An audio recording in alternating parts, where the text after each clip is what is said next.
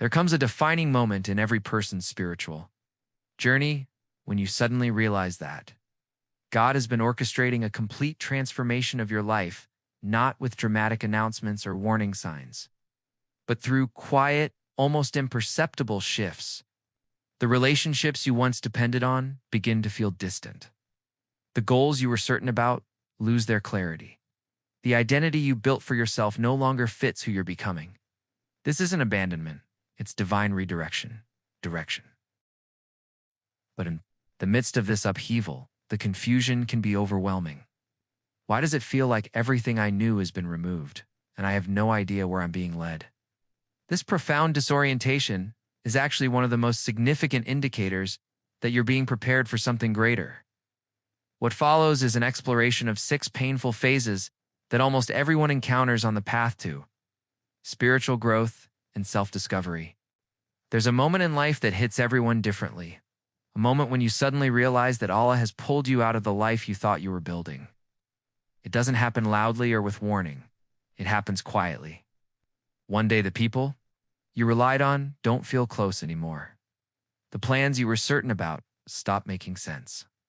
The version of yourself you used to recognize doesn't fit you anymore. The painful part isn't even the change itself. It's the confusion. It's that feeling of, oh Allah, why does it feel like you've removed me from everything I knew? I have no idea where you're taking me. That moment hurts in a way nothing else does. It usually doesn't begin with a disaster. Starts smaller, plan gets delayed. An argument that wasn't supposed to happen. An opportunity that slips through your fingers. Nothing dramatic, just enough to shake your stability a little. Then, for reasons you can't explain, everything else begins breaking at the same time. Your work becomes stressful when your family life already feels heavy. A relationship shifts when your heart is already tired. Logically, you try to treat each issue as a separate problem. But deep down, you know it's connected. It feels like life is collapsing in layers, not moments. Most people don't talk about this because it sounds dramatic, but it's real. There are seasons when Allah removes multiple things at once, not to crush you, but to move you. This pattern has existed throughout history.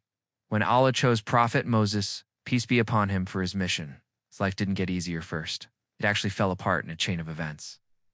Accusations, fear, leaving his home overnight with nothing certain ahead. From the outside, it looked like chaos.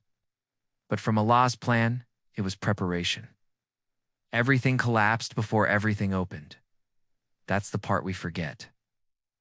When your life shifts all at once, it doesn't always mean you're doing something wrong. Sometimes it means Allah is removing what can't go with you into the next chapter of your life. Collapse isn't divine rejection, it's rearrangement. It feels chaotic, it feels unfair, but often it's the first sign that Allah is about to rebuild. Something in you is clearing the space before He elevates you. After life collapses, something strange happens. Your circle gets quieter. People you used to talk to daily don't check in as often. You stop feeling connected to your usual spaces. Without planning it, you find yourself spending more time alone. Not because you want isolation, not because Islam encourages it, it doesn't. But because sometimes life corners you into silence. And silence exposes things that noise was hiding. That's where the pain begins. When you're finally alone, your mind gets louder. Thoughts you kept buried come up. You start noticing patterns in your own behavior. You question your direction. Where am I even going? What am I holding on to? What do I actually want from my life? Honestly, alone time can be the most honest time. You can't distract yourself with people. You can't escape into routine. You're forced to face the things you kept postponing. But here's the dangerous part. Isolation is a double-edged sword. Yes, it can give clarity. Yes, it can make your connection with Allah deeper because there's less noise. Yes, it can help you reflect on who you're becoming. But if you don't guide that loneliness towards something healthy, Shaitan will guide it for you. He loves empty, quiet minds. He loves when you're alone at night, overthinking. Loves when you're emotionally tired, spiritually low, disconnected from people. That's why isolation feels painful, not because being alone is evil, but because you're suddenly face to face with yourself and with every whisper that tries to pull you into darker thoughts. This phase is so confusing because it's not a punishment, and it's not a spiritual high rank. It's a moment where Allah allows the noise to fade so you can see yourself clearly. Whether that clarity heals you or harms you depends on what you do with it. Isolation can build you or break you. You're not just dealing with loneliness. You're dealing with the version of you that finally has nowhere left to hide.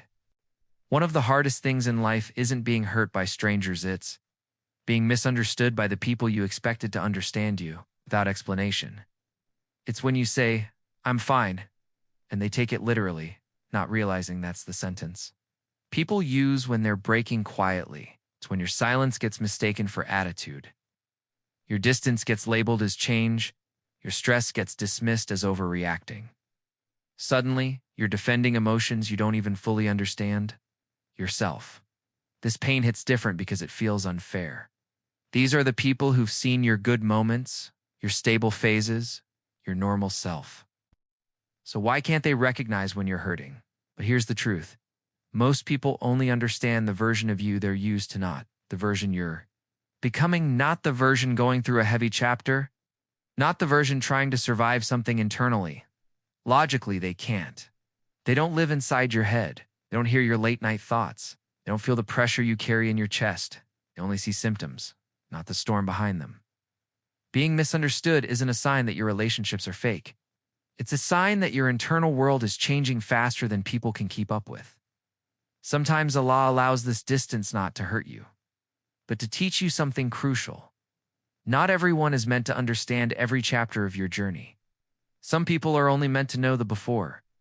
Some are only meant to know the after. And some are not meant to walk with you into the next stage at all. The pain comes from expecting someone to read your heart when they're only capable of reading your words. The deeper pain is realizing that you're growing in a direction they were never meant to follow. There's a specific kind of pain that doesn't show up on your face, but it sits in your chest every time you raise your hands to pray. It's the feeling of asking for the same thing again and again, long after your hope is thinned out. You make dua on your way to work. You make dua between classes. You make dua when you're exhausted at night. And every time you say, "Oh Allah," part of you wonders if your voice is actually reaching anywhere. Logically. Allah hears you. You've been taught that since childhood. But emotionally, it's hard not to feel ignored when your life stays the same while everyone else seems to be moving forward. That frustration becomes a quiet ache, not loud enough to break you, but heavy enough to follow you everywhere. But here's the part we forget. Not every delay is silence. Some delays are protection. Some delays are timing. Some delays are Allah reshaping you before reshaping your life. The Prophet Muhammad, peace be upon him, said, "No Muslim makes dua except Allah gives him one of three. He gives what he asked. Or he delays it for a better time, or he removes a harm from him equal to it." That means the prayer you think went unanswered actually took a shape you haven't recognized yet. Sometimes the thing you're begging for isn't ready. Sometimes you aren't ready. Sometimes the timing would have created damage you can't see right now. And sometimes Allah is simply rebuilding your heart so that when the blessing comes, you don't sabotage it with the version of yourself you're trying to grow out of. Delayed.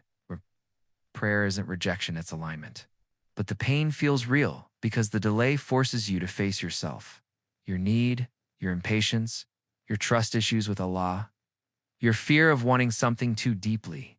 That's why this pain is one of the heaviest. You're not just waiting for an answer, you're waiting for the part of you that can handle the answer. Losing something you genuinely wanted is a different kind of heartbreak. Not the dramatic kind, the quiet kind. The kind where you keep replaying moments in your head, thinking it was good. So why didn't it work? A job you were sure would change. Your life. A friendship you thought would last forever. A person who felt right until they weren't. An opportunity that slipped away right. When you started to believe in it, there's a sting that comes with this type of loss because it doesn't feel random, it feels personal.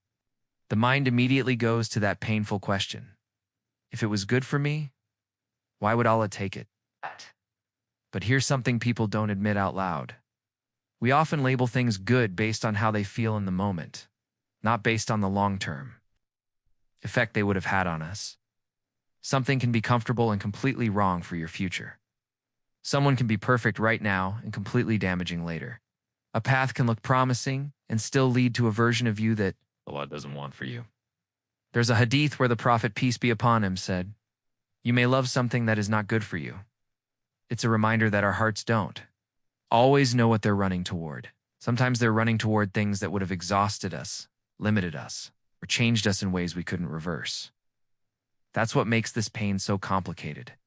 You're not just mourning what you lost, you're mourning the future you're imagined with it, but losing something isn't always a closed door. Sometimes it's Allah quietly saying, this would have taken more from you than it gave you. You don't see the full picture right now. Nobody does while they're hurting. But there are moments in life where Allah removes something not because it was bad, but because it wasn't sustainable for the person you're becoming.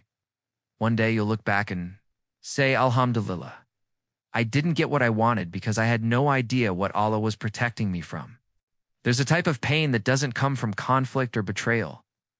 It comes from something much softer and somehow much harder. You grow, and the people you love don't grow with you. Not because they're bad, not because you're better, just because your paths slowly stop matching. You start caring about things they don't think about. You think deeper. You choose differently. Your priorities shift while they stay exactly where they've always been. It's confusing because nothing happened. Fights, no big turning point. Just a quiet distance that keeps widening no matter how gently you try to hold it together. You still love them. You still show up for them. No. But you can feel that you're becoming someone they can't fully understand anymore. And they are staying someone you can't fully return to. That's the ache. Realizing you're drifting apart from people you never imagined a life without. Here's the part nobody prepares you for: growing doesn't always feel like rising. Sometimes it feels like leaving. It's leaving habits, leaving versions of yourself, leaving friendships that once felt like home. But outgrowing people isn't abandoning them. It's recognizing that the chapter you're entering requires a different level of you. And not everyone is meant to meet that version. The Prophet Muhammad, peace be upon him, once said, "A person is upon the religion of their close friend." It's a reminder that the people around you shape your faith, your mindset, your direction. So when Allah gently pulls you away from certain circles, it's not always loss. Sometimes it's protection. You can still care for them. You can still make dua for them. You can still appreciate the role they played in your life, but you don't have to shrink back into who you were just to keep connections that only made sense for that old version of you.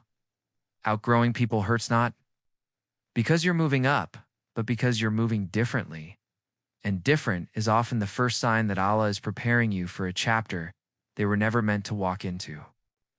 When you look back at everything you've been carrying, the collapse, isolation, the misunderstandings, the unanswered prayers, the losses, the people you've quietly outgrown, it almost feels like these pains were separate battles. But they aren't. They're connected. They form a pattern you only recognize when the noise settles. Because every time something in your life broke, something in you shifted. Every time you felt alone, you learned to see parts of yourself you were avoiding. Every time someone misunderstood you, you discovered who could walk with you and who couldn't. Every delayed prayer pushed you closer to trusting Allah in ways comfort never could. Every loss revealed a protection you didn't notice until later.